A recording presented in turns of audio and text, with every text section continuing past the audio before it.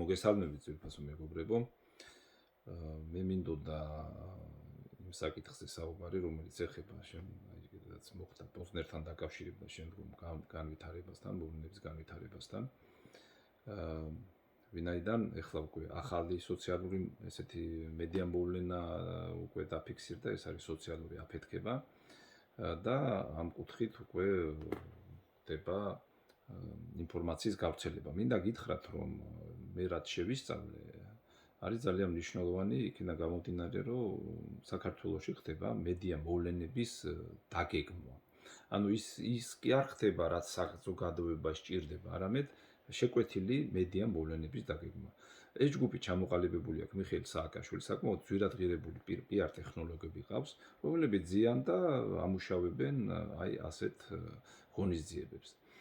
თქვათ, ეს ერთი ნაწილია, იმიტომ რომ მედია მოვლენებისში ჩართული არის როგორც მედია საშუალებები, ტელევიზიები, გამომცემლობები, ასევე საზოგადოებრივი სექტორი, ეს მათი სამუშაო, ამაზე საკმაოდ დიდი თანხებია გამოყოფილი და ისინი თავიანთ სამუშაოს ასრულებენ. აქ არ არის ლაპარაკი, თქვათ, რაღაც სახელმწიფოებრივ ინტერესზე და თქვათ ეროვნულ ინტერესზე, ეს სამუშაოები ტარდება. მაგრამ მეორე მხარე არის, სად არის ქართული საზოგადოება და სად არის რეალური სახელმწიფოებრივი და ეროვნული ინტერესები. მაგალითს მოვიყვან. იგივე აი ოჯახი, მირიანაშვილების ოჯახი, მირანდა მირიანაშვილი, რომელიც არის ცნობილი მომღერალი და საზოგადო მოღვაწე, ყველაფერს აკეთებს იმისთვის, რომ განწყობა იგივე ოკუპანტ ქვეყანაში დამპყრობელთან განწყობა ელიტების იყოს ნორმალური საქართველოს მიმართებაში. ეს ის ადამიანებია, რომლებთაც გარკვეული ნოსტალგია აქვს საქართველოს მიმართ და აი ეს ამას თავისი შრომით აკეთებს ეს ადამიანი. ასევე უნდა გავიხსენოთ, რა გააკეთა მირანდა მირიანაშვილმა და მისმა ოჯახმა, როცა თბილისს ძალიან გაუჭირდა.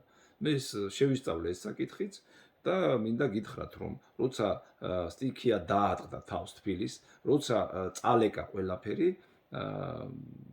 მირანდა მირიანაშვილმა დაიწყო თანხების შეგროვება, მან 2 მილიონამდე ლარი მოაგროვეს და იყიდეს 14 ბინა, რომელიც გადაეცა თბილისის მერიას და ეს ბინები დაურიგდა სტიქიით დაზარალებულებს. სხვათა შორის, რაც არ უნდა უცნაური იყოს, იქ 7,000 დოლარი შეტანილი აქვს ვლადიმერ პოზნერსაც. აი ეს ადამიანი, ესე იგი, იქნა გაგდებული. რატო არ გამოვიდა იგივე კარგი ეს ჯგუფები, თქვათ, რაღაც თავის ფუნქციას ასრულებენ. რატო არ გამოვიდა თბილისის მერი, ან მერიის წარმომადგენელი, რატო არაფერი არ თქვა? ან ხელისუფლების მხრიდან რატო არ ითქვა, რომ ეს ის ხალხია, რომლის მხარდაჭერა საქართველოს სჭირდება, იგივე ოკუპანტარ ბრძოლისთვის სჭირდება ამ ადამიანების მხარდაჭერა. პოზნერი არის თავისი შინაარსით დისიდენტი, ეხლა ყველა გადავხედე მის გამოსვლებს, იმხელა ავტორიტეტი აქვს, რომ პუტინი ვერაფერს ვერ უშვება.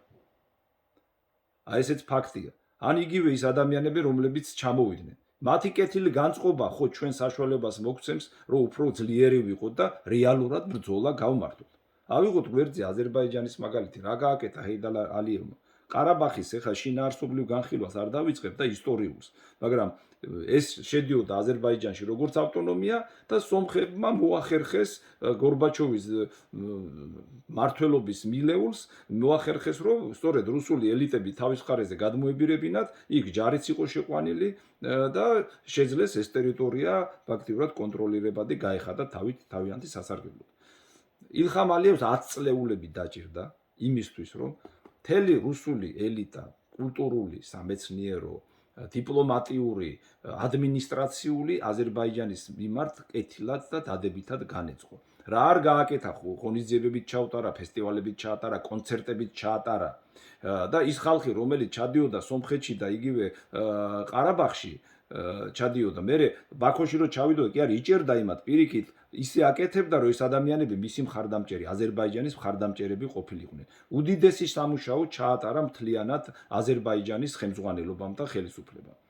და იქამდე მივიდა, როცა ეს უკვე ყდებოდა საკითხი ყარაბაღის, სომხები სადაც კი არ მივიდა, უამრავი ნაცნობი მყავს, სომხის და აზერბაიჯანელს იცით თქვენ, სადაც არ მიდიოდნენ, ყველგან დადებითი განწყობა ხდებოდა. მათ შორის პუტინის ადმინისტრაციაშიც კი ყველა იყო აზერბაიჯანის მიმართ კეთილგანწყობილი. ეს მაშინ როცა სომხეთი სამხედრო სტრატეგიული პარტნიორი არის რუსეთის ოფიციალური ხელშეკრულებებით. სწორედ ჰეიდარმა ილხამ ალიევმა შეძლო იმ ბალანსის დაჭერა იგივე რუსეთსა და დასავლეთს შორის იმ ბალანსის დაჭერა, რომლითაც მან გაიმარჯვა და ეს ტერიტორია უკან დაიბრუნა და ეხლა უკვე იქ მიდის რელიგიური და ეთნიკური შემწყნარებლობა და ყველაფერს აკეთებენ, რომ ერთობლივი ცხოვრების გარკვეული მაგალითი შექმნან და ეს ჩვენთვისაც ნამდვილად საინტერესო არის. მაგრამ ჩვენთან რა ხდება? ჩვენ გინებით LRG და რა ვიცი მე, LRG შეჭამა რა საკვირია ეს LRG აგერ ამერიკაში გალონ რძეს ვიყიდი, მიყვარს ყველის ამოყვანა, ამომყავს იმერულ ყველს ვაკეთებ და მექსიკურ ფქვილთან ერთად LRG-საც ვაკეთებ და ყველა მეგაპოლისში, მთელ სოფლიოში ქართული რესტორნებია და მოსკოვში გაუჭირდებოდა ვინმეს ამ LRG-ს ჭამა, ანუ სამარცხვინო ამ ფრაზების ტრიალი, ხო? და სამარცხვინოა ის რომ ვიძახოთ ჩვენ რომ აი ეს დავამარცხეთ ოკუპანტი და გავაგდეთ ოკუპანტი, სად გინახიათ ესე ოკუპანტის დამარცხება, ნუ სად გინახიათ? ჩვენმა თაობამ იბრძოლა და რა ვიცი, ხან ომებში ვიყავით და ამდენ დაპირისპირებებში ვიყავით და რაღაცა და ნუ არ შეიძლება ესეთი ფორმით, მაგრამ აი ჯგუფები თუ ამას აკეთებენ, ეს მათი სამუშაოა. სად არის ქართული საზოგადოება? ხელისუფლებამ უფრო მეტი ყურადღება უნდა მიაქციოს. მე ვისაც ველაპარაკე საქართველოში, ყველა ამბობს, რომ ეს იყო სამარცხვინო. მაგრამ ამათ მიეცით საშუალება ამ ხალხმა თქვა, არ შეიძლება სააკაშვილის დაგეგმილ მედია მოვლენებს ვსდიოთ ყოველთვის. ვინ იცის ვაჟა-ფშაველა 10 აი გამოკითხეთ, 10-დან შეიძლება ორმა კაცმა იცოდეს ვაჟა-ფშაველას თურად მასპინძელი.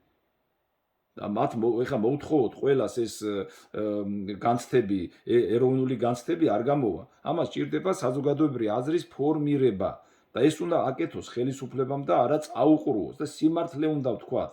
ესეთი ხალხი უნდა ჩამოიყვანოთ კიდევაც, LRG-ც უნდა ვაჭამოთ და ისე უნდა გავაკეთოთ, რომ ჩავლენ იქ ჩვენი მხარდამჭერები იყვნენ. აი ეს არის ამოცანა, ეს გააკეთა ჰეიდარ ალიევმა და ასე დაიბრუნა მან თავისი ტერიტორიები. მე ახლა ამას იმიტომ ვამბობ, რომ აი მინდა ხაზი გაუსვა და შეუერთე და მხარი დაუჭირო. აი უცნობის აქცია, რომელიც მან დაანონსა, რომ აი გია გაჩეჩილაძემ ჩვენ ახლა ერთი თაობისა ვართ და თბილისში დაბადებული გაზრდილი და კარგად ვიცით ეს ყველაფერი და მთელი ეს ომები ჩვენზე გადაიარა და უამრავმა სირთულემ გადაიარა, ხო? მთლიანად მხარს უჭერ, რომ რეალურად ქართულმა საზოგადოებამ დააფიქსიროს თავისი სახელმწიფოებრივი პოზიცია, თავისი ეროვნული ინტერესები დააფიქსიროს. არ შეიძლება ჩვენ კინკლაობით ადამიანები და მედია მოვლენებით ადამიანები გამოვკვებოთ. ხალხს დახმარება სჭირდება და რეალურად ჩვენი სახელმწიფოებრივი პოზიციის დაფიქსირება. მე უერთები ამ აქციას და იმედი მაქვს, რომ ქართული საზოგადოება თავის სიტყვას იტყვის. დიდი მადლობა.